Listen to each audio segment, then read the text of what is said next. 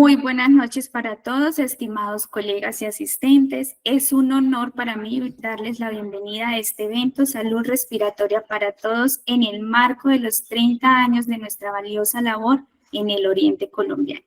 Hoy desarrollaremos nuestro cuarto módulo titulado Prescripción de estilos de vida saludable en la práctica clínica habitual, donde tocaremos temas como tabaquismo, vapeo y ejercicio, que estarán a cargo de la doctora Leslie Caterine Vargas, la psicóloga Nidia Vargas y quien les habla, Jimena Landines, líder de programas integrales del Instituto Neumológico.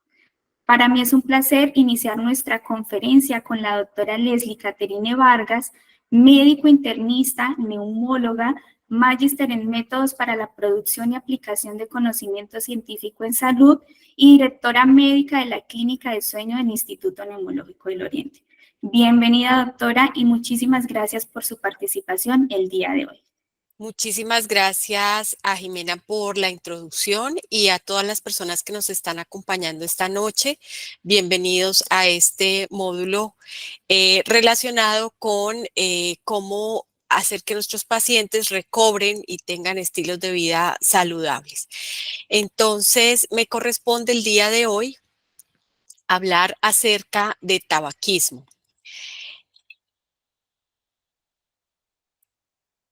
El tabaquismo es una enfermedad. En este momento tenemos todos claro esta situación. Ya no hablamos del, como se mencionaba previamente, el hábito tabáquico, sino que la OMS desde hace ya varios años ha definido el tabaquismo como una enfermedad adictiva, crónica, que evoluciona y que va a tener recaídas como cualquier otra adicción.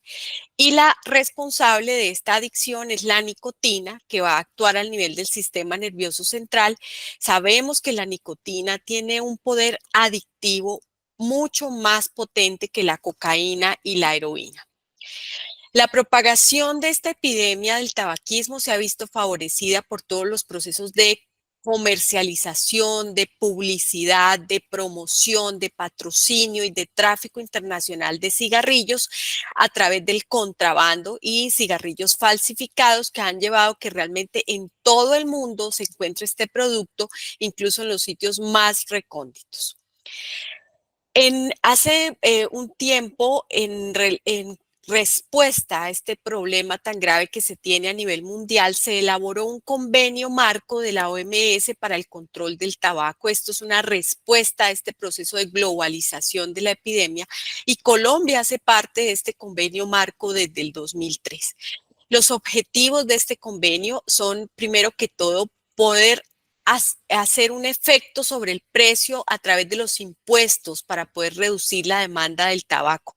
No hay duda alguna que las cosas que más reducen el consumo de algún producto es precisamente el precio. Esto hace que muchas personas piensen dos veces si van a poder comprar y esto se hace a través de los impuestos. Además, se ha tenido la oportunidad de establecer medidas no relacionadas con precios para reducir la demanda que están enmarcadas en estas ítems que se observan acá, que son la protección precisamente contra la exposición al humo del tabaco, la divulgación de información sobre los productos, sobre los daños que se producen a través de los productos de tabaco, el empaquetado y el etiquetado, la educación a través de procesos de comunicación, formación, concientización de la comunidad, como lo que estamos haciendo esta noche, y además medidas de reducción de la demanda relacionadas con el control de la dependencia y el abandono o la cesación tabáquica. Estas medidas están enmarcadas en lo que se ha denominado la estrategia Empower. Esta estrategia, como las siglas, el nombre corresponde a las siglas que están descritas en esta tabla. Lo primero es a qué se refiere cuando hablamos de monitor o monitorear, es vigilar el consumo de tabaco y aplicar políticas preventivas, proteger a la población de la exposición al humo de tabaco, y esto se hace a través de toda la legislación que ha habido en relación.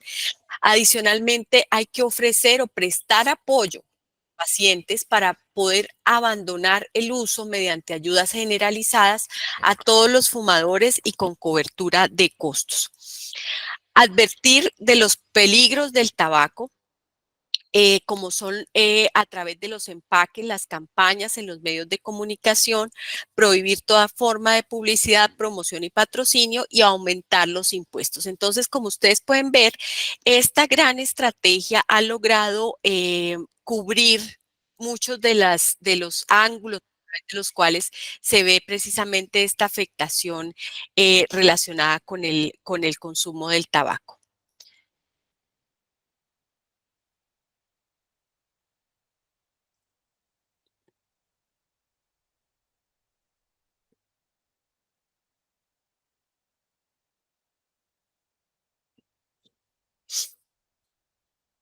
Muy bien. Cuando estamos hablando precisamente de estas estrategias, entonces, una de las que más han impactado son las advertencias sanitarias.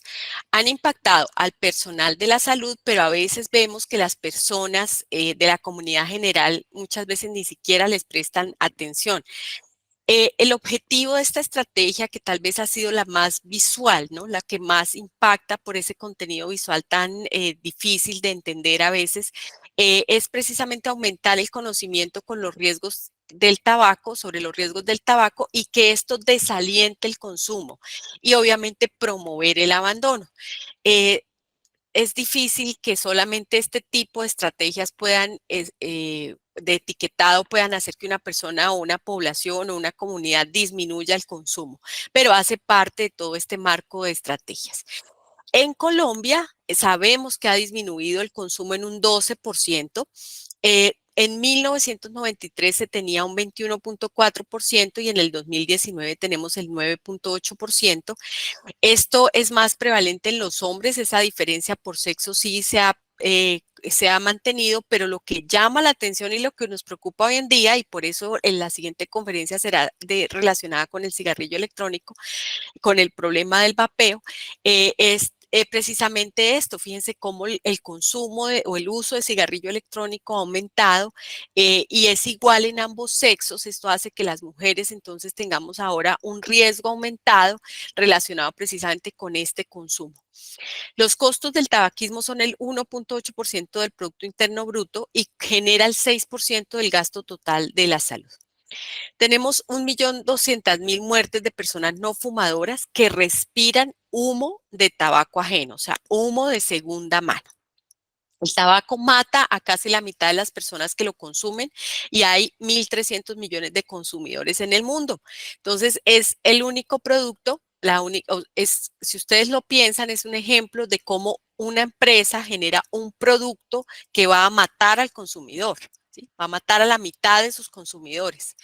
Más de 1.000 millones viven en países de bajos o medianos ingresos, lo cual causa que estos países se enfrenten a una carga de gastos en salud muy alto y cada año van a fallecer más de 8 millones de personas a causa del tabaco.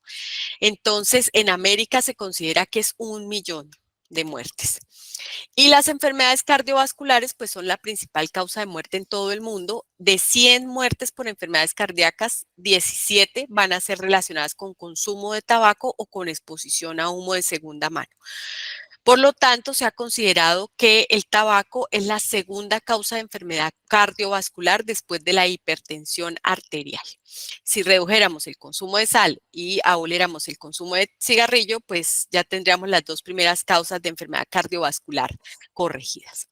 El consumo de tabaco es un grave factor de riesgo de mortalidad. La persona que fuma un paquete de cigarrillos al día tiene 2 veces más riesgo de morir que quienes nunca han fumado y su esperanza de vida va a ser 10 años menor.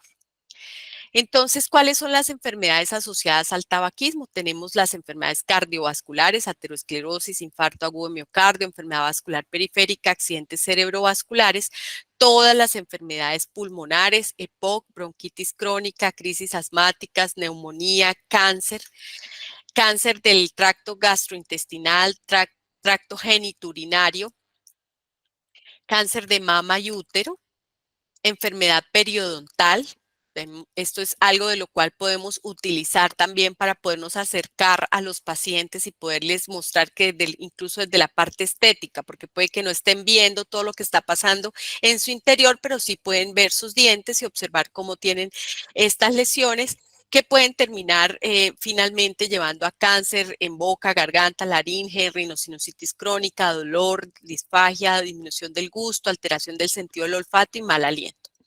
Pero también están las enfermedades en no fumadores. Fíjense cómo la lista es muy similar, entonces no es solamente el paciente que está consumiendo directamente, sino quien consume humo de segunda mano. Ahora, esta conferencia realmente va muy dirigida a que a partir del conocimiento de todas las afectaciones que tiene el tabaquismo, podamos aprender a hacer un consejo médico antitabaco.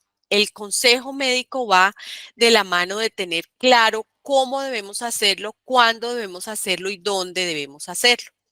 Entonces, quiero empezar contándoles que el 70% de los fumadores desean dejar de fumar. Todas las cuestionarios que se hacen y las encuestas que se hacen, siempre las personas fumadoras, en su mayoría, 70%, van a decir, sí, yo desearía dejar de fumar. 60% estarían dispuestos a hacerlo en los siguientes 6 meses e incluso hasta casi un 30% lo harían en el siguiente mes. Entonces, ese no es el problema poblacional. Estos pacientes, si los direccionamos a una consulta de cesación tabáquica con el acompañamiento adecuado, estaría fácilmente dejando de fumar, pero hay pacientes no motivados para el abandono y en ellos es en los que más requerimos intervención. Entonces se ha diseñado lo que se denomina una acción de intervención breve que se debe ofrecer de manera sistemática en las instituciones prestadoras de servicios de salud desde la ruta integral de promoción y mantenimiento de la salud. En esto es una directriz gubernamental, estamos hablando de cómo desde el gobierno, el Ministerio de Salud, las secretarías de salud, tanto departamentales como municipales, participan en todos estos procesos de estas rutas integrales. Por lo tanto, todos los profesionales de salud debemos estar empapados de cómo hacer esta intervención breve. Esto tiene como objetivo que la persona pueda avanzar en ese proceso de dejar de fumar. Si tenemos 70% de los fumadores que desean dejar de fumar, esos fácilmente con una acción de intervención breve pueden lograrlo. Y deben ser aplicadas en el marco de la consulta y pueden tener alrededor de una duración entre 3 y 10 minutos. Nosotros sabemos que trabajamos en consultas de 20 minutos, entonces estas acciones pues las debemos hacer mientras estamos haciendo el resto del interrogatorio y realmente es muy sencillo. Y fíjense que la tasa de éxito en la abstinencia puede ser muy buena, ¿sí? Es una intervención que no tiene ningún costo, que está dentro de nuestra interrogatorio médico y dentro de nuestra consejería médica y que puede tener un excelente éxito. ¿Cuándo debemos hacerla? Siempre, siempre. ¿En qué población y cómo? Estas poblaciones pues son todos los que detectemos que sean consumidores de tabaco o que estén expuestas a humo de segunda mano, que atiendan o que asistan a cualquier servicio de salud. Entonces, por eso este tipo, por ejemplo, de conferencias las hacemos no solamente con profesionales en medicina, sino que también con terapeutas, con odontólogos, con enfermeras. Siempre y cuando un paciente esté en un entorno donde haya un profesional de salud, esa persona debería estar suficientemente entrenada para poderle hacer una consejería breve. Los 3 primeros pasos de estas estrategias de las 5A se aplican en el marco de cualquier consulta, que lo primero que hacemos es averiguar, y esto lo hacemos cuando le preguntamos al paciente, ¿usted fuma? Ya sabemos, al saber que ha fumado, debería haber un registro en la historia clínica que marque a ese paciente porque ese paciente de ahí en adelante va a requerir una intervención. La segunda parte es la asesoría, asesorar, aconsejar sobre la importancia de dejar de fumar. ¿En qué basamos esa asesoría? En todas las consecuencias que tiene el cigarrillo que acabo de mencionar, pero cuando no logramos que el paciente o no creemos que el paciente con estas recomendaciones o simplemente con contarle todas las cosas malas que produce el cigarrillo vaya a dejar de fumar, debemos generar, y es la base realmente de todo el proceso de cesación tabáquica, generar empatía, lograr ponernos en los zapatos del paciente, establecer una clara un claro diagnóstico y la realidad de por qué el paciente fuma y qué lo movería para dejar de fumar. A partir de eso, hacer una correcta asesoría. No es simplemente decirle la lista de todo lo malo que tiene el tabaco, porque esa todas no todos las personas de la comunidad en general se la sabe, sino realmente llegar a un punto donde el paciente pueda pensar, yo debería dejar de fumar por mi nieto, mis hijos, mi salud, mi riesgo cardiovascular, los síntomas que estoy presentando, lo que me apareció en una radiografía. Hay que detectar qué es lo que podría mover el paciente. Y apreciar, hace referencia a esa valoración que nosotros también podemos hacer del ayudarle al paciente a que él también haga de la generación de un cambio comportamental para poder decir, si está realmente preparado en este momento para iniciar un proceso de cesación o tal vez debemos hacer esta asesoría de forma repetitiva hasta que logremos sembrar esa idea que le permita en algún momento al paciente mismo decir voy a dejar de fumar, deseo dejar de fumar. No funciona esto cuando los pacientes vienen con la esposa o el esposo o los hijos que lo traen a la consulta para decir, mire, yo le traigo aquí a mi papá o le traigo aquí a mi esposo para que le ayude a dejar de fumar. Señor, ¿usted desea dejar de fumar? No. Bueno, entonces ahí es un proceso lento, pero donde vamos a tener que volverlo a citar para volverle a explicar y volver a hacer esta estrategia todas las veces que sea necesario. ¿En qué programas se deben proporcionar estas intervenciones? Esto puede estar incluido en todo un programa crónico. En todos los programas crónicos deberíamos tener este tipo de intervenciones. Hay otros servicios de atención que son exclusivos para tabaquismo. Por ejemplo, es el caso del Instituto Neumológico, donde existe un servicio especial de cesación tabáquica, un programa, y hay otros contextos como son investigación y docencia.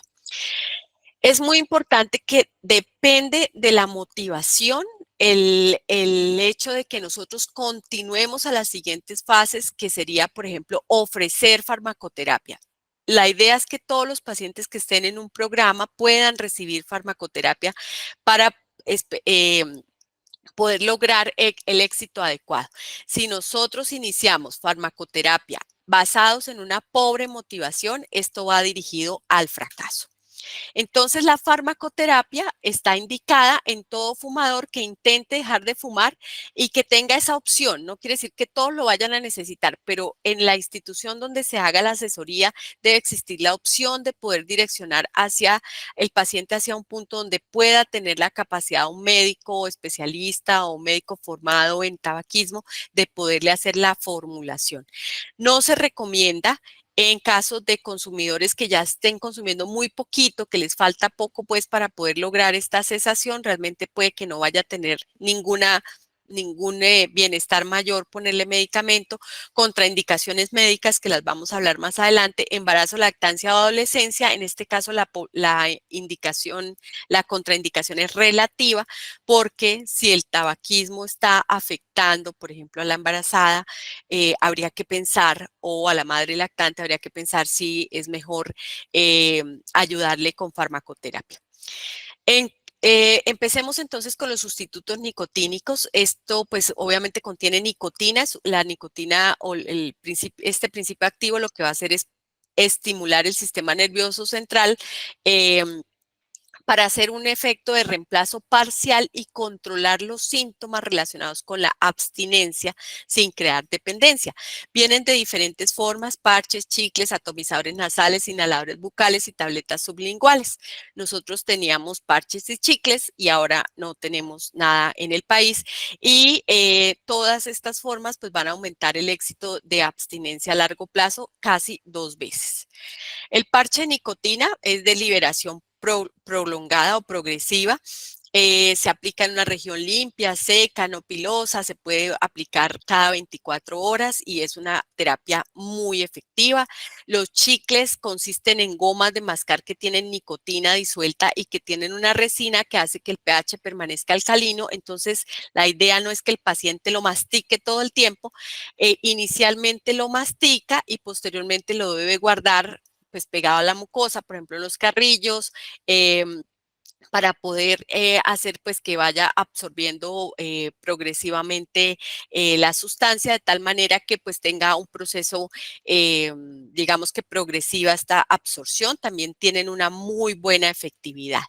Los efectos adversos, pues es que la persona que masca puede tener dispepsia, dolor mandibular, hipo, dolor en la cavidad oral. Muchos pacientes no lo toleran por lo molesto del sabor. Entonces, también hay que tener mucha precaución que obviamente con los sustitutos de nicotina, estamos dando nicotina y en pacientes con enfermedad cardiovascular aguda hay que tener precaución, infartos, arritmias, falla cardíaca, no les vamos a dar nicotina adicional. Las tabletas de nicotina vienen en presentaciones de 2 y 4 miligramos y depende de la cantidad de cigarrillos que fumen y la dependencia, los pacientes que fuman su primer cigarrillo en los primeros 30 minutos después de levantarse, entonces deben utilizar tabletas de 4 miligramos, mientras que los demás pueden empezar con las de 2. Y a veces se necesitan terapias combinadas, de tal manera que con un método que sería como el que nos mantiene los niveles basales y un segundo método que permita una dosificación según el deseo o la demanda que tenga el paciente. Entonces se suelen utilizar los parches en combinación con los chicles o nosotros no tenemos atomizador o no, nunca ha habido, pero se pueden utilizar combinados. Sin embargo, el problema son los efectos adversos porque ya tendría dos sistemas que pueden producir efectos. Y lo que tenemos pues a la mano, sí, son los neuromoduladores. El bupropión, que es un medicamento comercializado inicialmente como antidepresivo, que posteriormente se vio el buen efecto que tenía en los procesos de cesación tabáquica, entonces fue el primero aprobado por la FDA como primera línea para estos pacientes. Y la vareniclina, que también pues fue aprobada desde el 2006, en muchas guías aparece desde hace mucho tiempo. En este momento no tenemos vareniclina en el país, que es esta es la cajita, pues que de pronto algunos de ustedes las han visto, son muy fáciles de dosificar porque viene exactamente como lo debe tomar el paciente. En la semana 1 empieza con una dosis únicamente en la mañana, el primero, el segundo, el tercer día, posteriormente pasa a dosis en la mañana y en la tarde y en la semana 2 aumenta la concentración. ¿Por qué se hace esto así? Por los efectos adversos, especialmente las náuseas que les pueden producir. Ahora, también hay actualmente no, hay mucha controversia, hubo mucha controversia en algún momento a raíz de que se generó por parte de la industria farmacéutica, la industria tabacalera, una estrategia de engaño en la cual se le decía a la gente que ellos querían disminuir el riesgo de la población y que por eso habían inventado estos productos, por ejemplo, los productos de tabaco calentado para reducirle el riesgo a sus consumidores.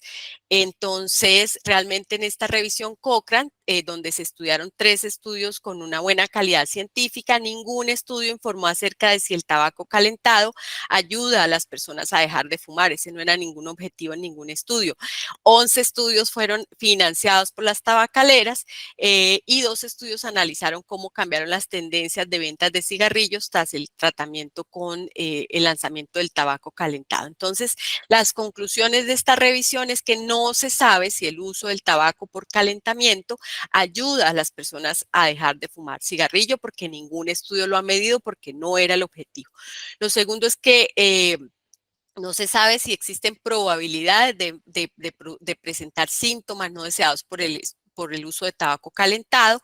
Los síntomas graves no deseados en el corto tiempo estudiado pues fueron escasos, pero pues es que los estudios son muy corticos y los niveles de toxinas pues claramente fueron más bajos en las personas que usaron tabaco calentado que los que fumaban cigarrillo por el efecto de la combustión, donde pues los niveles de toxinas van a ser mucho mayores.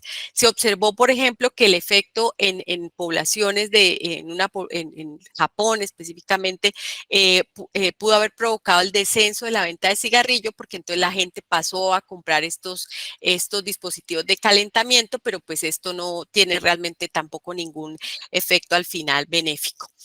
Y la otra parte que también fue amablemente promocionada por la industria tabacalera como también una forma de engañar a la población, es que el uso de cigarrillos electrónicos permitían la cesación tabáquica y en esta revisión de Cochrane, donde se utilizaron 78 estudios de base con 22.000 participantes, 40 de los cuales fueron ensayos clínicos aleatorizados. Ya se había hecho una evaluación anterior de esto y se introdujeron 17 nuevos. De los estudios incluidos, 10 se consideraron con bajo riesgo general de sesgo y 50 con alto riesgo general. O sea, el riesgo de sesgo en estos estudios es muy alto. Hubo una certeza de que las tasas de abandono del tabaquismo fueron más altas en las personas asignadas al azar a cigarrillo electrónico con nicotina. En términos absolutos, se traduce que hubo 4 abandonos adicionales por cada 100. Todo esto sumando el sesgo alto, sumando los efectos pues, que podía tener el cigarrillo electrónico en estos pacientes, se considera que esta evidencia es de certeza moderada, limitada por la imprecisión de que la tasa de eventos adversos fue similar entre los grupos. Entonces, en conclusión, realmente muchos de estos estudios son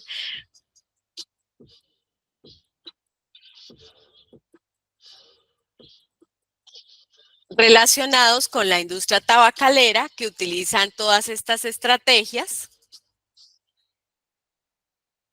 para poder engañar a la población. Entonces, el Día Mundial sin Tabaco este año estuvo relacionado con el mensaje claro de que tenemos que proteger a la niñez de la interferencia de la industria tabacalera, y este Día Mundial lo que es una plataforma para que el mundo entero alce la voz ante la industria tabacalera. Miren que esta es nuestra encuesta poblacional en población escolar del 2022 y vean cómo el consumo nacional de tabaco está alrededor de 4.54, mientras que el consumo de cigarrillo, la prevalencia de cigarrillo electrónico a nivel nacional es de 11.21, con unas áreas como Caldas donde llega hasta 22.09. Es una cosa impresionante. El aumento en el consumo de estos productos sucedáneos e imitadores en las mujeres ha sido muy importante.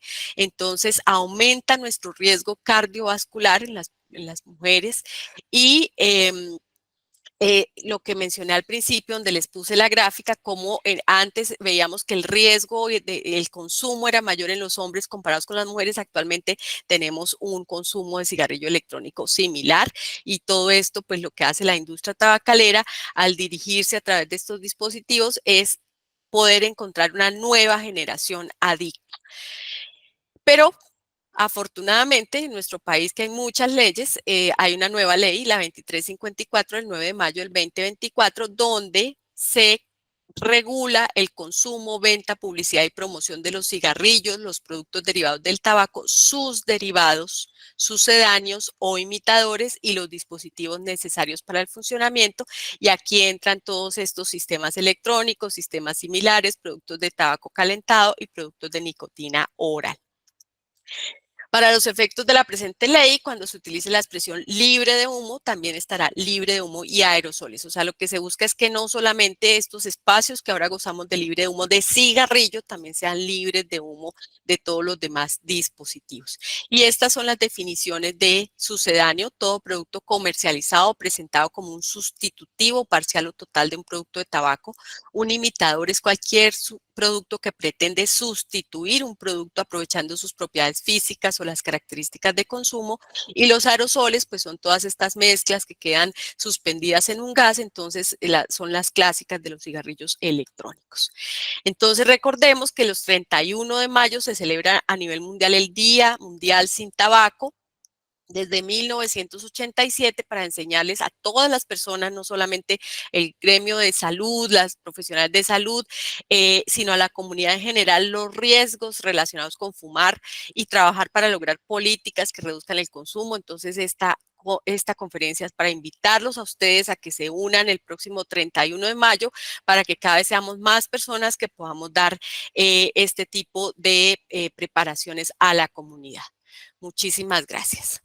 Agradecemos, doctora Leslie Vargas, por su gran intervención en esta jornada. Ahora damos continuidad continuidad en este momento a la intervención de la psicóloga Nidia Vargas, especialista en psicología clínica y coordinadora de la Clínica de Tabaquismo del Instituto Neumológico del Oriente. Bienvenida. Bueno, muchas gracias por este espacio y pues muchas gracias a las personas que están conectadas en este momento. Yo soy Nidia Vargas, como lo mencionó Jimena, y voy a hablarles acerca de la nueva forma de fumar, que son los vapeadores. Entonces, vamos a iniciar. A lo largo de este tiempo que voy a estar hablando, pues voy a tocar algunos temas importantes, como qué es el vapeo, la percepción del vapeo, los efectos en la salud física y mental, el impacto en adolescentes y jóvenes, los aspectos psicológicos, las intervenciones y el tratamiento y, por supuesto, los estilos de vida que apoyan a la deshabituación de vapeadores. Entonces, ¿qué es el vapeo? Pues es la acción de inhalar un vapor producido por un dispositivo electrónico.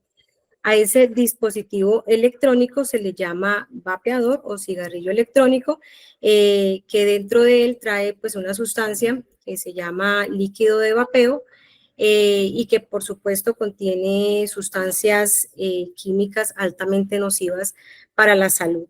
Dentro de esas sustancias hay una sustancia que se llama propilenglicol, la glicerina vegetal, los saborizantes y, por supuesto, aunque el marketing o la publicidad diga que no, hay muchas, estos vapeadores están también compuestos por nicotina, que, como lo decía la doctora Leslie, es una sustancia altamente adictiva y que, por supuesto, es la sustancia que causa la adicción. Ella es la que controla esa conducta. Entonces, ese es a grandes rasgos lo que es el vapeo. La percepción del vapeo, cómo la gente percibe el vapeo en comparación con fumar cigarrillos tradicionales.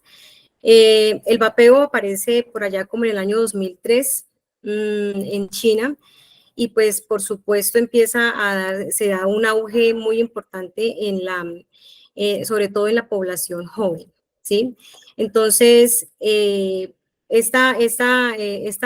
la percepción que se tiene es una percepción de menor riesgo, entonces las personas creen que es menos dañino que los cigarrillos tradicionales y que nada más el hecho de vapear y de inhalar el aerosol no es tan nocivo como inhalar tabaco y pues obviamente los componentes del tabaco.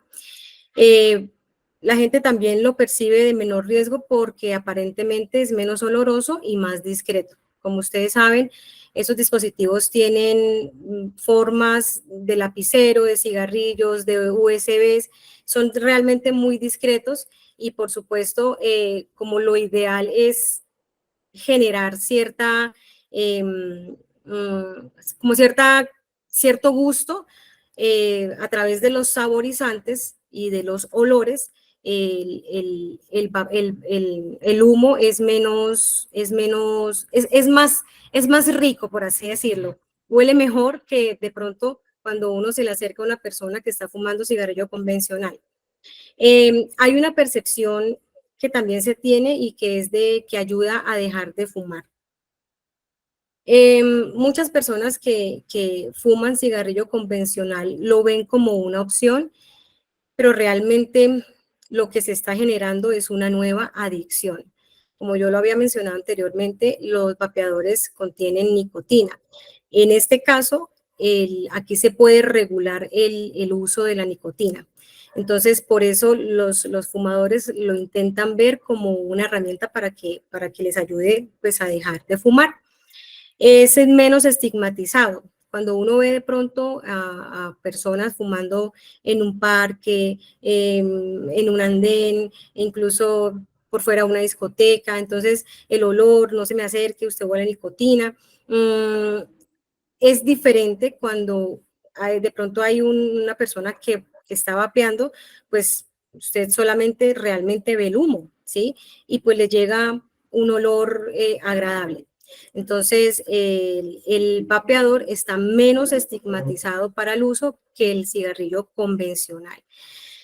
Hay una percepción entre los jóvenes y los adolescentes y pues realmente esta es la población que termina muchísimo más afectada por esta nueva forma de fumar, que es la popularidad y la moda. Entonces, entre más yo tenga acceso al dispositivo y de pronto más lo use, me voy a ver más cool, las chicas me van a ver, o sea, voy a estar más interesante y tienen una percepción completamente errada de lo que realmente es la conducta de vapear.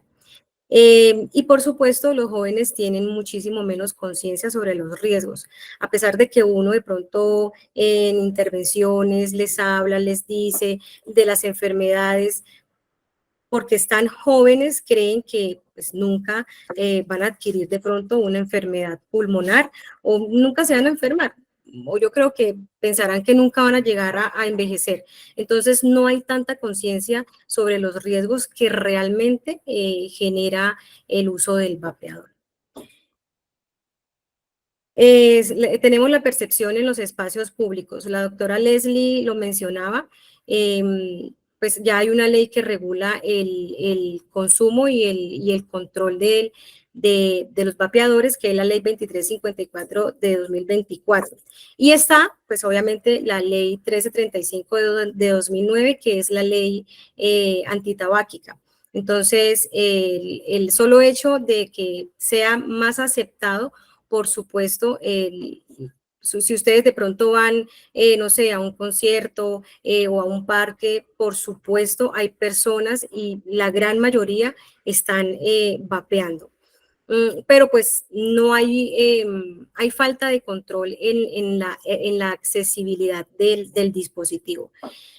La percepción de los profesionales de la salud, por supuesto, nosotros que estamos a este lado, y pues por lo menos en mi caso, que yo soy la que manejo el programa de cesación tabáquica del Instituto Neumológico, realmente me preocupa ver cómo hay tanto desinterés en la conciencia de dejar de fumar cigarrillo convencional y dejar de vapear, ¿sí? Entonces, esta preocupación precisamente es por esa poca regulación y poco control que hay para adquirir el dispositivo. Conozco de pronto casos en que niños de 13, 12 años ya tienen un dispositivo en sus manos. En los colegios, en las universidades, realmente no hay conciencia. Y cada vez que de pronto yo tengo contacto con los pacientes en el consultorio, les intento como pasar lo que yo veo todos los días en ese espacio. Entonces, ahí realmente a mí me preocupa la salud pulmonar de los pacientes y de las personas que están, por supuesto, en este proceso. Preocupaciones sobre la salud, entonces desconfianza en la seguridad a largo plazo y los riesgos pulmonares y adicción. Cuando una persona desconoce de pronto los riesgos que hay en la salud pulmonar que generan estos dispositivos, pues realmente no les importa. Y las enfermedades, por supuesto, que generan estos dispositivos son graves y, por supuesto, que también son mortales. Aparte de eso, que el uso del vapeador con una frecuencia de uso muy prolongado puede abrir el paso a formar una adicción y, ¿por qué no?, de probar otro tipo de sustancias y de quizás empezar a probar el cigarrillo convencional. Bueno, existen, por supuesto, unos efectos en la salud física y en la salud mental por el uso de estos dispositivos. Los efectos a corto plazo de la salud física, entonces los jóvenes o las personas que usan el dispositivo empiezan a tener algunos síntomas como aumento de la frecuencia cardíaca y la presión arterial, irritación de las vías respiratorias, mareos y dolores de cabeza y, por supuesto, alteración en el estado de ánimo. Los efectos a largo plazo en la salud física, el daño pulmonar crónico. Se ha descubierto que los vapeadores generan una enfermedad que se llama EVALI, que pues es una enfermedad aguda que causa lesiones a nivel pulmonar y que por supuesto puede ser altamente mortal. Pero pues aquí lo importante es generar conciencia de que realmente pues todos los organismos son diferentes y los adolescentes y los jóvenes, por supuesto, que consumen o que usan el vapeador, pues están en riesgo de sufrir más adelante de alguna enfermedad a nivel pulmonar. Entonces están los problemas cardiovasculares, el debilitamiento del sistema inmunológico, es decir, que el sistema inmunológico se deprime, las defensas se bajan y hay una tendencia a enfermarse más. Y, por supuesto, como el cigarrillo convencional, también hay un alto riesgo de que este dispositivo genere cáncer. En la parte, en nuestra salud mental, también tenemos efectos a largo plazo. Entonces, se puede generar una adicción a la nicotina precisamente por la frecuencialidad y por el uso de la droga, ¿sí? Hay una alta relación de que estas personas que consumen o que usan los vapeadores tengan altos niveles de estrés y picos muy importantes de ansiedad, efectos en el estado de ánimo, impacto en la salud mental. Entonces empiezan a aparecer síntomas episódicos de ansiedad y depresión. Entonces, cuando la persona experimenta o lleva mucho tiempo consumiendo o usando el dispositivo electrónico, por supuesto, el riesgo de sufrir de una enfermedad, de un trastorno como la ansiedad o un trastorno como la depresión, o incluso sufrir de los dos trastornos al mismo tiempo, es demasiado alto. Los efectos cognitivos, por supuesto, las sustancias químicas, la nicotina y todo lo que llevan o todas las sustancias que se inhalan y llegan a nuestro cerebro ocasionan deterioro cognitivo. Los jóvenes, por ejemplo, el cerebro, cuando la nicotina ingresa al cerebro, afecta unas zonas que controlan, por ejemplo, la memoria, la concentración, la atención, el razonamiento, incluso también puede llegar a afectar el control de impulsos. ¿Por qué los jóvenes están más expuestos a tener este deterioro cognitivo? Porque están en un proceso de desarrollo. Su cerebro todavía está en un proceso de desarrollo. El cerebro de un adolescente se termina de desarrollar más o menos a los 25 años. Entonces, por eso están también en un riesgo de empezar a tener deterioro cognitivo, olvidos. Los efectos sociales y comportamentales. Entonces, aquí tenemos los cambios en patrones de comportamiento. Entonces, se vuelven de pronto agresivos o ya no son agresivos, sino que empiezan a aislarse y se empiezan como a hermetizar y pues obviamente este comportamiento no es tan saludable en los adolescentes. Y por supuesto también está el escalamiento al uso de tabaco tradicional. Anteriormente lo decía, no solo al tabaco tradicional, sino también al uso de otras drogas, ¿sí?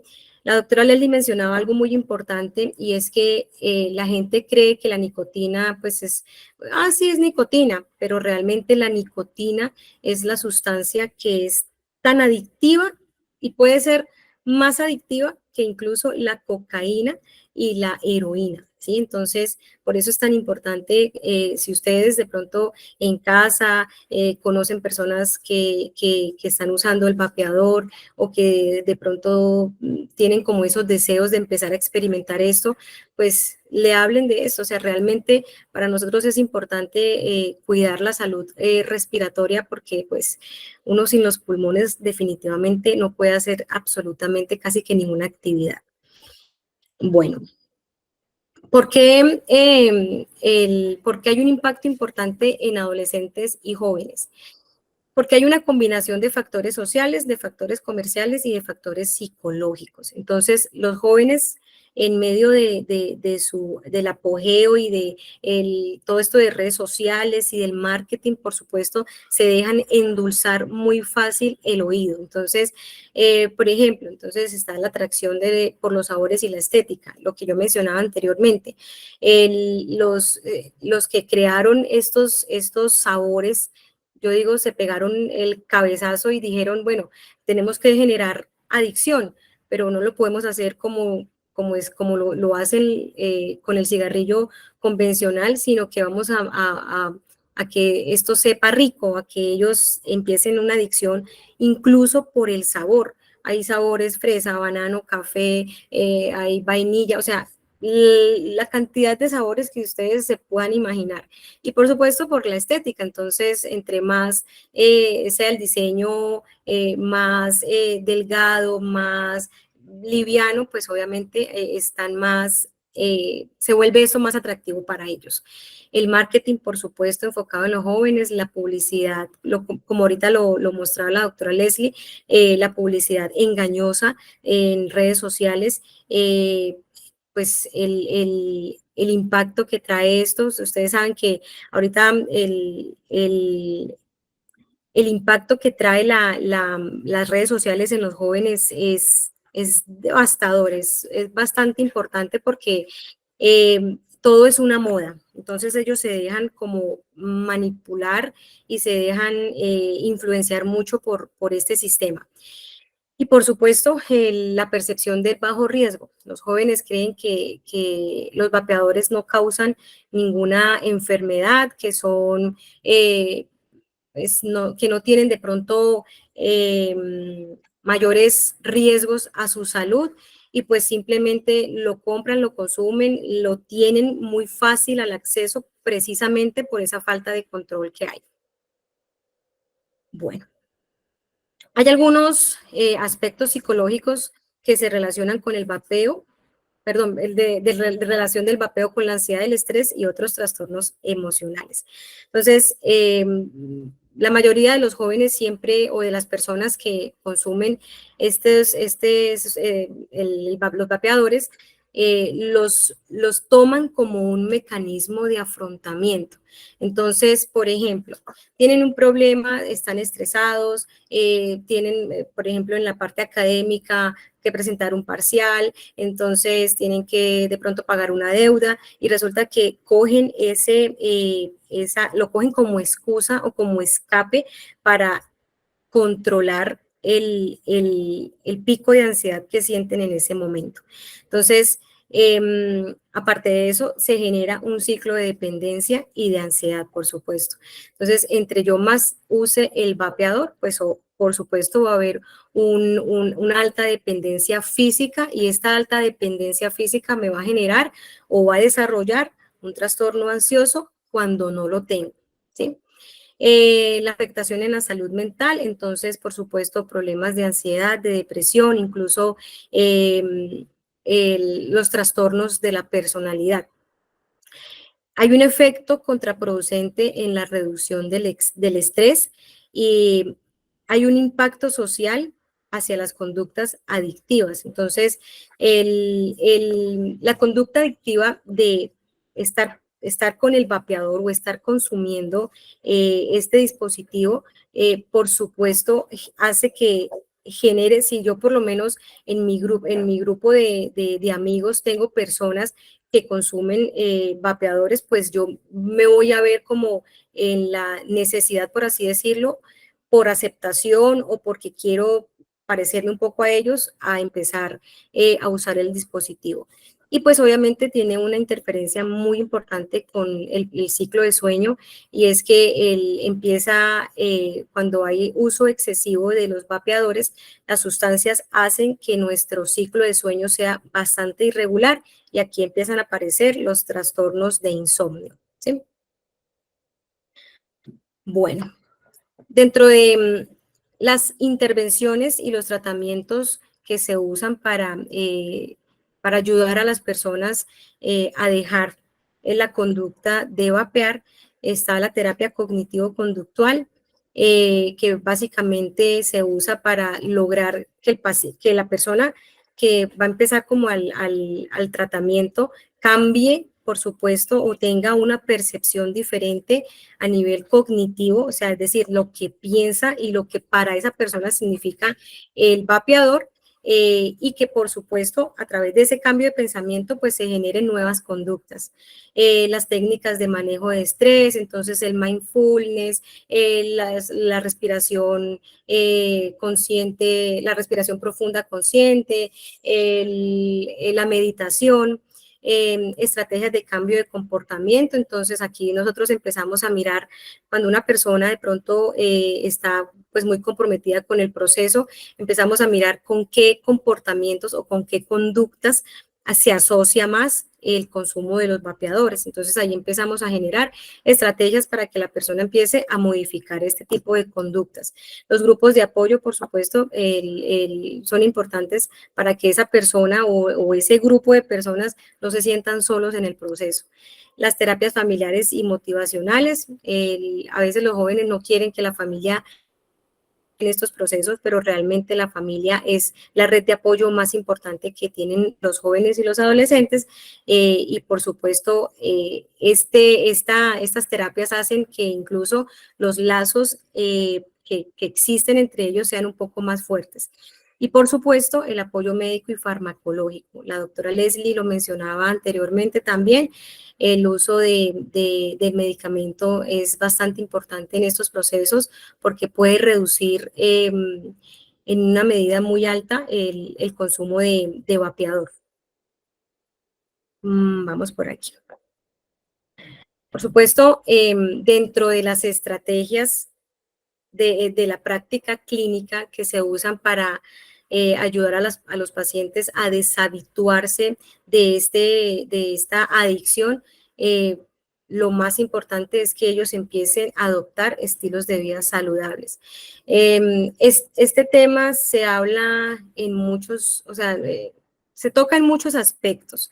Dentro de este campo, el paciente debe empezar a generar nuevas conductas de cambio, ¿sí? Entonces, dentro de esas nuevas conductas de cambio, hay que hacerle entender al paciente que necesita empezar a fortalecer, por ejemplo, el ejercicio físico regular.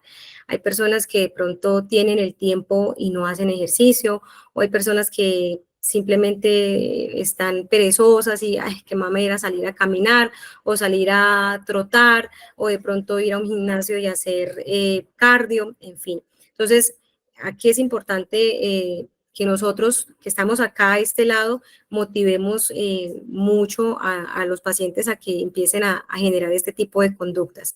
La alimentación balanceada, por supuesto, el manejo del estrés, entonces lo mencionaba anteriormente, la respiración, la meditación, el mindfulness, el yoga y estos espacios que hacen que el paciente entre como en un estado de tranquilidad.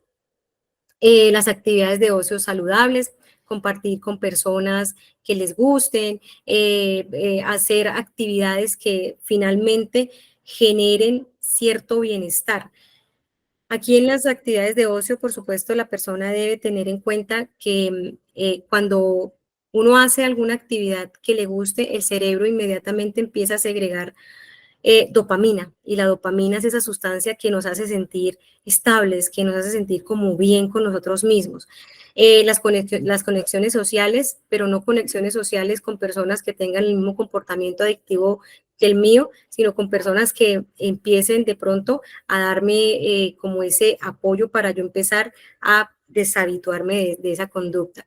Y pues una rutina estructurada, entonces, por ejemplo, que la persona que está en el proceso tenga sus espacios, que tenga de pronto me despierto, me desayuno y empiece a sacar de esa rutina la conducta de vapear. ¿Sí?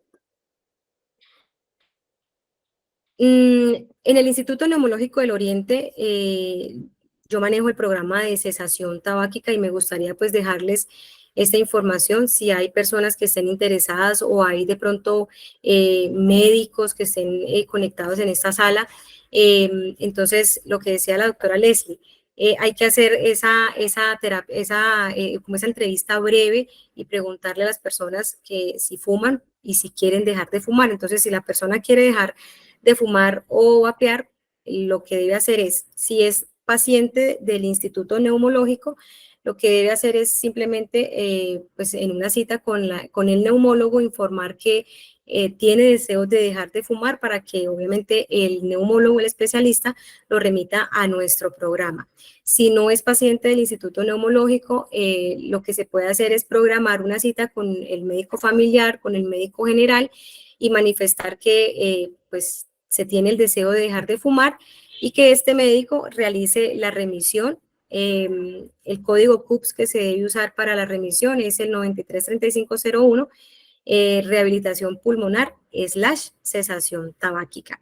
Entonces, si pues ustedes o las personas que están conectadas en esta sala están interesados en recibir ese tipo de asesoramiento, con muchísimo gusto, las puertas del Instituto Neumológico están abiertas pues para ofrecerles esta ayuda y pues para que empiecen a tener otros estilos de vida. Muchísimas gracias por su tiempo. Muchas gracias a la psicóloga Nidia Vargas por su participación en nuestro cuarto módulo del día de hoy. Ahora doy paso a mi conferencia titulada Prescripción del ejercicio en la práctica clínica habitual. Mucho gusto, mi nombre es Jimena Landines, soy fisioterapeuta, especialista en rehabilitación cardiopulmonar y actualmente soy la líder de los programas integrales del Instituto Neumológico. Y el día de hoy quiero compartir con ustedes la importancia del ejercicio físico y cómo el hecho de involucrar este tipo de comportamientos preventivos como un estilo de vida puede llevar a grandes beneficios en nuestros pacientes e incluso en nosotros mismos. Y quiero iniciar mostrándoles cómo la inactividad física se relaciona directamente con la mortalidad. Hoy en día se representa como una carga pesada en esas sociedades modernas y se ha venido extendiendo por todo el mundo. Es una pandemia reconocida, es la cuarta causa de mortalidad global y cerca del 7.2% de muertes reportadas al año se asocian al hecho de que las personas no están realizando actividad física. Las personas, y si comparamos las personas que hacen ejercicio y no hacen ejercicio, podemos decir que aquellas personas que sí realizan ejercicio tienen un menor riesgo de mortalidad comparado con la persona poco activa. Pero eso no es todo, también nos dicen que si no realizamos actividad física, somos mucho más propensos a presentar enfermedades cardiovasculares, algunos tipos de cáncer, demencia, incluso síntomas como ansiedad y depresión. ¿Y qué nos dice la Organización Mundial de la Salud o cuál es esa recomendación actual? Que debemos hacer mínimo 150 minutos de actividad física moderada a la semana. Y si nosotros logramos cumplir con esta meta, nos asociamos a una reducción en el riesgo de presentar eventos cardiovasculares, muerte cardiovascular y diabetes tipo 2.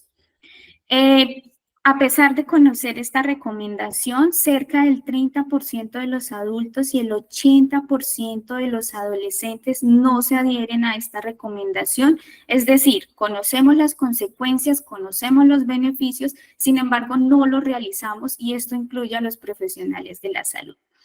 Antes de continuar, quiero recordarles a ustedes dos conceptos básicos: actividad física y ejercicio físico. Actividad física es eso, ese movimiento corporal que nos lleva a un gasto energético, y cuando hablamos de ejercicio físico es esa actividad ya un poco más estructurada, planeada, organizada, y que además se ancla a un objetivo específico. En el caso de los pacientes con enfermedad respiratoria, nuestro objetivo es 1, mejorar su calidad de vida, 2, mejorar su capacidad funcional por medio de lograr una mayor dependencia de sus actividades de la vida diaria, una mayor tolerancia al ejercicio. Y es aquí donde la rehabilitación pulmonar empieza a jugar un papel muy importante en el tratamiento de enfermedades respiratorias. El hecho de involucrar ejercicio físico regular en esta población es una recomendación que tenemos ya establecida, ya es reconocida por las diferentes sociedades científicas. Cuando hablamos de rehabilitación pulmonar es esa intervención integral que está basada en una evaluación individualizada del paciente, que se adapta que se realizan unos tipos de ejercicio físico o entrenamiento de ejercicio físico y que además involucra modelos de educación, y todo esto en conjunto nos va a llevar a unos cambios de comportamiento. Ahora bien, cuando hablamos de prescripción del ejercicio, ustedes deben saber que la prescripción o el ejercicio físico aporta pues grandes beneficios a todos los pacientes, independientemente del paciente. Pero hay algo que tenemos que recordar, y es que sí se debe realizar de la manera adecuada. Además, tiene unos propósitos la prescripción del ejercicio. 1, promover la salud y prevenir enfermedades crónicas, mejorar esos componentes de actitud física relacionados con la salud, asegurar la seguridad durante la participación del programa dentro del entrenamiento físico, es decir, lograr en el paciente mayores beneficios y disminuir los riesgos. Y finalmente, la rehabilitación pulmonar. Pero hay algo que ustedes deben tener en cuenta, o todos debemos tener en cuenta, y es la patología y las comorbilidades de nuestros pacientes. Toda patología se manifiesta totalmente diferente en nuestros pacientes. No es lo mismo que ustedes tengan un paciente con EPOC, pero que tenga hipertensión pulmonar, a que ustedes tengan un paciente de EPOC, hipertenso, con una insuficiencia cardíaca y aparte de eso obeso. Entonces es importante que ustedes revisen de manera global las patologías y comorbilidades de los pacientes. 2, la respuesta individual, tener en cuenta si es un paciente que realiza actividad física constantemente o tenemos en la prescripción un paciente que nunca ha realizado actividad física. Es importante que ustedes realicen pruebas, test y cuestionarios, y aquí quiero resaltar la colaboración interprofesional en los programas de rehabilitación pulmonar, ya que psicología, nutrición también nos apoyan con unos test que nos permiten identificar si el paciente tiene síntomas de ansiedad, síntomas de depresión, que pueda llegar a limitar un poco la prescripción del ejercicio. Y finalmente, las contraindicaciones, pero no menos importantes, siempre hay que indagar si el paciente realmente puede iniciar un programa de ejercicio físico o no. ¿Cuándo no es recomendado?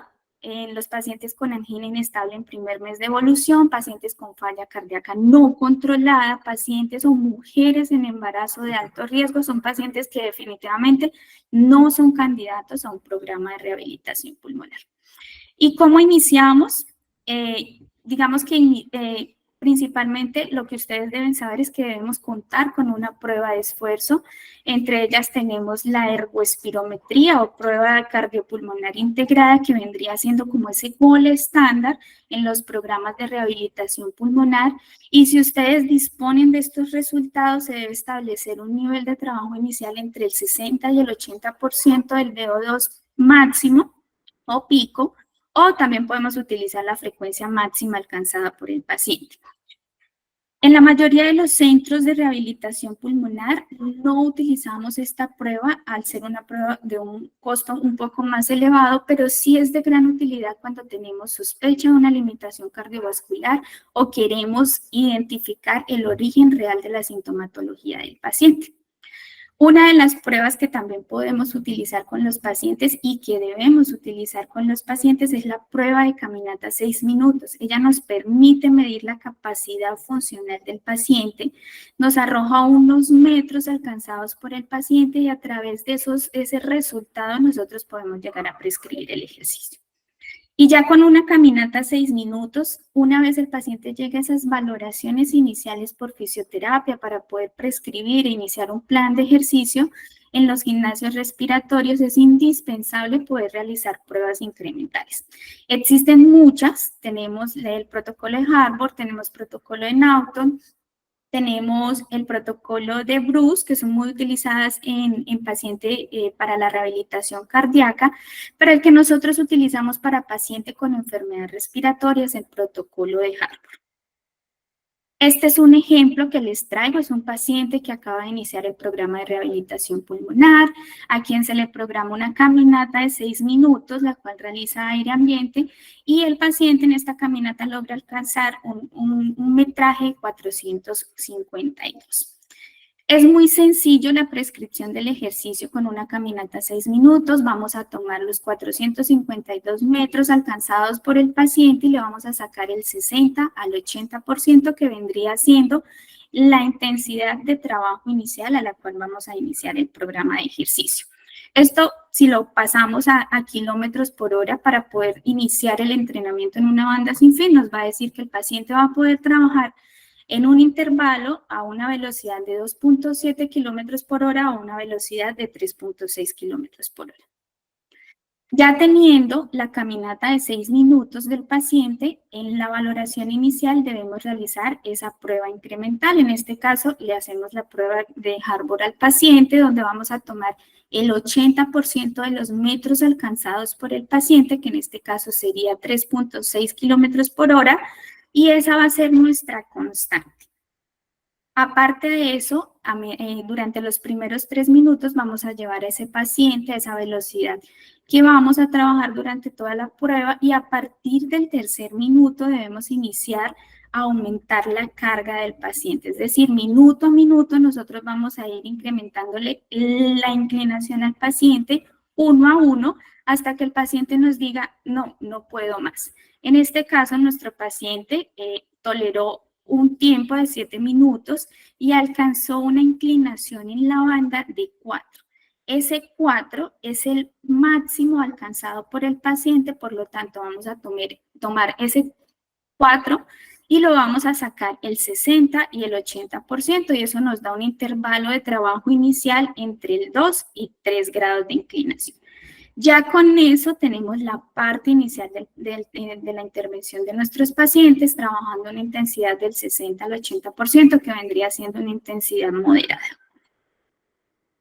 Otra manera de poder prescribir el ejercicio es a través de la frecuencia cardíaca, pero ojo, solo la podemos utilizar si el paciente no tiene la frecuencia cardíaca alterada por su patología respiratoria, por su patología cardiovascular o incluso por su tratamiento farmacológico.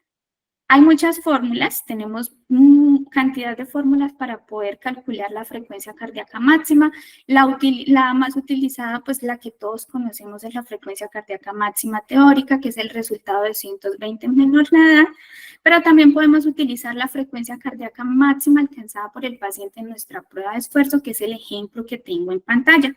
Este es un paciente de 50 años también, con un diagnóstico de POP, quien en prueba de esfuerzo, es decir, es ergoespirometría, alcanzó un máximo de 167 latidos por minuto. En este caso, volvemos y hacemos lo mismo, tomamos los 167 latidos por minuto, le sacamos el 60%, le sacamos el 80% y nos va a dar un intervalo de trabajo para el paciente entre 100 y 133 latidos por minuto. Pero, ¿cuál es la recomendación en cuanto a fórmulas para el entrenamiento de paciente con enfermedad respiratoria? Y es poder utilizar la frecuencia cardíaca de reserva, que es el resultado de esa frecuencia máxima teórica, y le vamos a restar la frecuencia cardíaca de reposo. Estos son 2 ejemplos.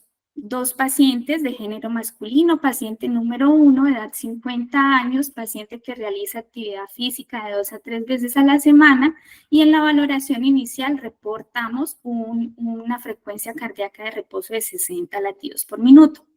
Tenemos un paciente número 2, la misma edad, 50 años de edad, pero en la valoración inicial es un paciente sedentario y con una frecuencia en reposo de 80 latidos por minuto. Si nosotros quisiéramos solo tomar la frecuencia cardíaca máxima teórica, que es 220 menos la edad, tendríamos que trabajar los dos pacientes a una misma frecuencia cardíaca. Es decir, no me mira de manera global la condición actual del paciente, sino simplemente la edad. La recomendación es poder utilizar la frecuencia cardíaca de reserva, que es el resultado de esa frecuencia cardíaca máxima de teórica, que en este caso, para un paciente de 50 años, vendría siendo 170 latidos por minuto. Y vemos nosotros cómo empieza ya a variar o a verse las diferencias en los pacientes. Ya tenemos un escenario mucho más real de nuestros pacientes, entonces sí existen diferencias y la recomendación es que podamos utilizar esta fórmula con los pacientes que actualmente están iniciando en unos programas de rehabilitación pulmonar. Ahora bien, tenemos unos principios, el famoso FIT, que nos habla de una frecuencia, de una intensidad, de un tipo y de un tiempo. Cuando hablamos de entrenamiento aeróbico, la frecuencia ideal para este entrenamiento es que el paciente lo pueda hacer mínimo de 2 a 3 veces a la semana. Para el trabajo inicial, la intensidad debe ir entre el 60 y el 80%. Importante que siempre estemos valorando la percepción del esfuerzo del paciente a través de la escala de Bohr modificada. El tipo, en este caso, el entrenamiento va a ser aeróbico y lo podemos realizar a través de una banda sin fin, una bicicleta. Pacientes que de pronto no puedan hacer ni banda sin fin ni bicicleta, podemos utilizar cicloergometría e incluso los pacientes que no pueden asistir a un gimnasio respiratorio, podemos hacerlo a través de caminata libre. El tiempo, lo ideal es que se realice de 30 a 60 minutos por sesión. Y es importante tener en cuenta algunas consideraciones en el paciente. Uno, la frecuencia, la intensidad, el tipo y el tiempo siempre va a depender de la evaluación y la capacidad que tiene el paciente. Importantísimo evaluar la escala o la percepción de la disnea y la fatiga muscular a través de la escala de Bohr. La progresión de los pacientes debe estar acorde a los cambios que ellos vayan teniendo durante el entrenamiento o cuando vayan aumentando el número de sesiones, y es importante, si ustedes identifican un paciente con limitación severa en la capacidad de ejercicio, poder implementar la modalidad que nosotros llamamos hoy en día intervalo, donde se cuenta con una intensidad del ejercicio, pero también va a tener unos periodos de descanso durante el entrenamiento aeróbico. Así como es de importante el entrenamiento aeróbico, nosotros también debemos tener en cuenta la importancia de la prescripción de la fuerza muscular en los pacientes con enfermedad respiratoria crónica. Existen muchos tests. El más utilizado hoy en día es el test de una repetición máxima, donde nosotros de manera progresiva vamos a ir aumentándole las cargas a los pacientes hasta que ellos nos digan, no puedo más. Inmediatamente ellos nos digan, no puedo más, tal cual como lo ven ustedes en la imagen, nos vamos a la carga anterior y esa es la carga máxima de nuestro paciente, es decir, ese es el RM de nuestros pacientes. También tenemos lo que hoy llamamos hand grip o dinamometría, que es hoy en día pues la catalogamos como o se posiciona como un método de bajo costo. Es bastante sensible, es específico, no es invasivo y es muy confiable a la hora de evaluar la fuerza muscular de las personas o de los pacientes. Evalúa la fuerza muscular de tren superior comúnmente y es utilizada en la práctica clínica. La evidencia nos dice que no solo permite evaluar esa fuerza muscular, sino también es un predictor de mortalidad en nuestros pacientes. A menor nivel de fuerza prensora, aumenta el riesgo de mortalidad en los pacientes, incluso en las estancias hospitalarias o hospitalizaciones de nuestros pacientes. A menor fuerza prensil, van a aumentar las estancias hospitalarias. Y existen muchas tablas con las que nosotros podemos comparar si el paciente que estamos evaluando tiene una fuerza débil o está dentro de lo normal o tiene una fuerza. Y eso también va variando de acuerdo a la edad. Volvemos al famoso FIT. La frecuencia ideal para el entrenamiento de fuerzas de 2 a 3 veces a la semana. La intensidad del entrenamiento de fuerza inicial debe ir entre el 50 y el 70% del RM. El tipo, esto ya va de acuerdo pues a los elementos con los que ustedes cuenten en los centros de rehabilitación pulmonar. Pueden utilizar mancuernas, bandas elásticas, entre muchas otras.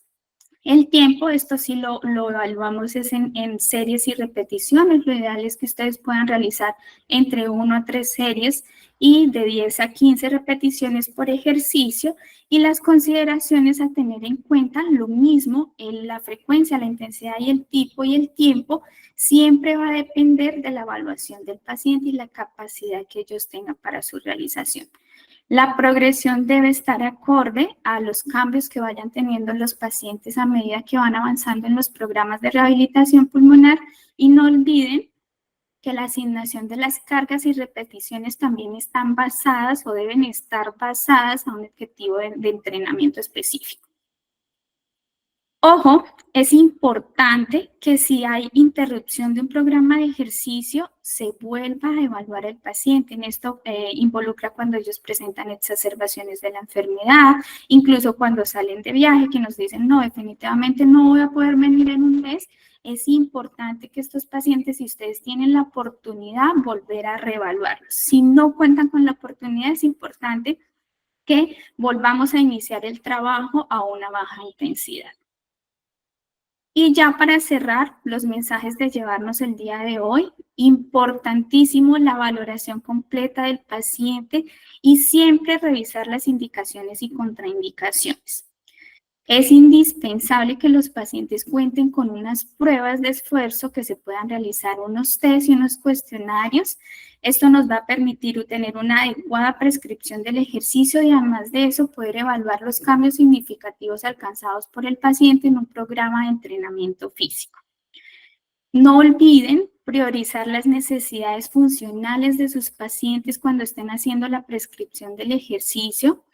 El trabajo en conjunto, es decir, toda esta intervención integral siempre va a mejorar los desenlaces de nuestros pacientes con enfermedad respiratoria crónica. El trabajo inicial debe ir, en cuanto al entrenamiento aeróbico, debe ir entre el 60 y el 80%, y si hablamos de fuerza, el trabajo inicial debe ir entre el 50 y el 70% del RM e ir progresando de manera significativa. No olviden que dinamometría o Holmgren es un predictor de mortalidad, por lo tanto es indispensable o es importante que podamos tener en nuestros centros de salud para poder medirlo.